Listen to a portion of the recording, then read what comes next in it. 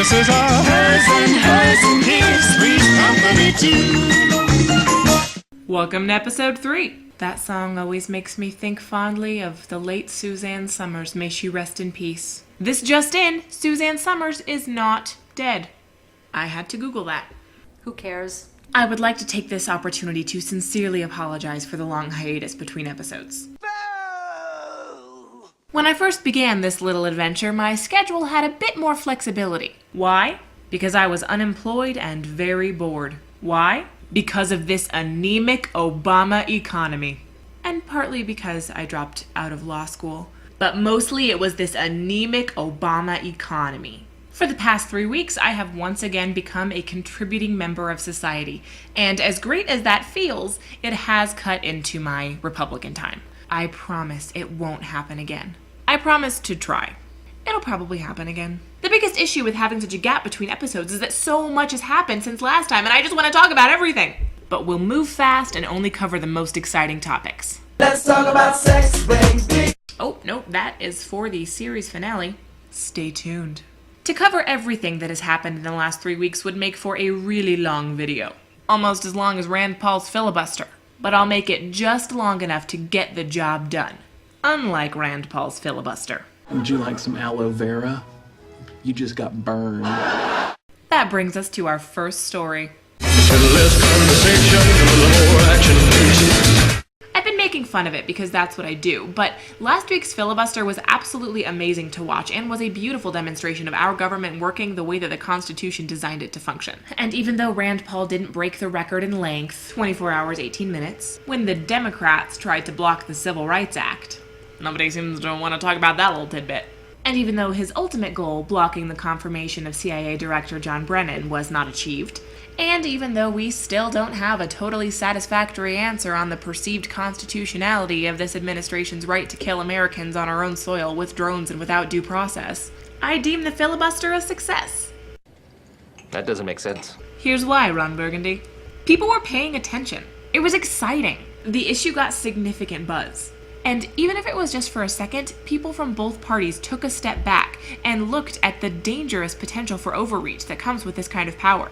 And much of what the various senators said during the 13-hour standoff held up a mirror to the hypocrisy of the left. I want you to imagine what this conversation would be like tonight if the president was George W. Bush.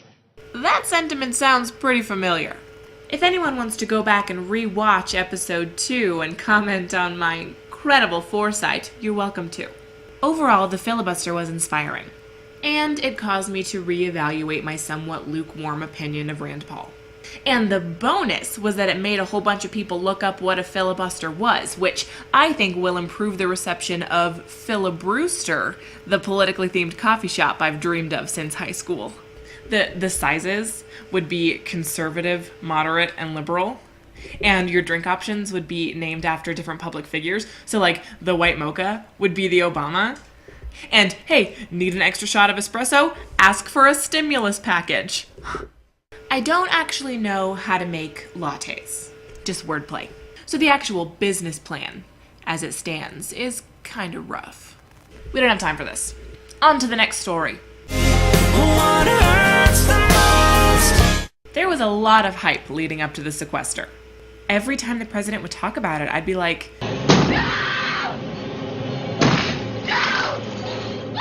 I know, Shelley Duvall, it's terrifying. I'm surprised there's not an airplane crash landing in my backyard right now. I guess even if it did, all the passengers on board would die with the happy memory of how snappy those TSA agents looked in their new $1,000 uniforms. Kids can't tour the White House anymore, but let's make sure our bag checkers look nice. It's only natural to want to place blame, mostly because it all very clearly belongs to one team, the team who had the idea in the first place, and the team who waited to bring it up again until a week before the deadline, and the team who was given the option of having the sole discretion over where the cuts would come from but declined to take the opportunity. It's weird how people are confused on this one. If you want to blame Republicans, you really have to go all the way back to the 2011 debt ceiling debate. The Republicans refused to vote to increase the debt ceiling anymore unless the Democrats promised that in the future there would be some significant spending cuts.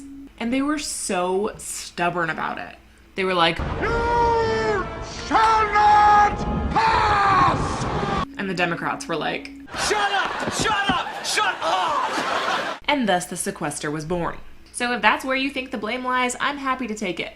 But also, you're wrong. Just for the record. What's been super fun to watch over the last few days is President Obama now likes to make sequester jokes, as though 2 weeks ago he wasn't on a big marching fear parade. In a recent speech, he jested, "My joke writers were furloughed." Listen, I don't like you, but I work cheap. You are the whore. We have time for one more story. Out of the grab bag that is American current events, I have chosen what I feel is of the utmost importance and should not be in any way minimized. This is a story that could change the face of our nation, our place in the global scheme of things, and life as we know it. Rodman is said to have told his new buddy that he now has a friend for life. She's a super freak, super freak. So Dennis Rodman is now totally besties with North Korea. No other American has ever been able to buddy up with those commies, but apparently Dennis Rodman speaks to them on their level somehow. Not literally, obviously. One of the weirdest Americans ever now represents us to one of our biggest enemies. And though the volatility of the whole situation puts me on edge a bit, it also might be brilliant. I think bizarre celebrity diplomacy may just be the future of our nation. We got all this post-Chavez drama going on in Venezuela. Send in Carrot Top. The Latinos love a good ginger. I learned that walking past a construction site with a redheaded friend of mine. I think maybe Russia would get a kick out of the Octomom. Send Charlie Sheen to China on account of the tigers. And if I ever become a celebrity and subsequently become bizarre, I'd like to throw my hat in the ring for Iran. I like a good challenge. So Dennis, congratulations. You may have started something big, but probably not. That's it for this episode of The Fresh Elephant. Before I sign off, I'd like to let everyone know that next week on St. Patrick's Day, it's my birthday. And if you'd like to buy me a present, buy yourself a present.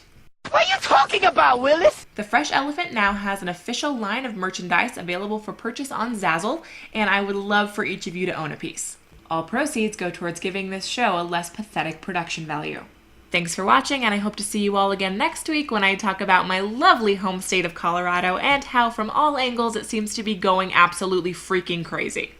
It's the end of the world.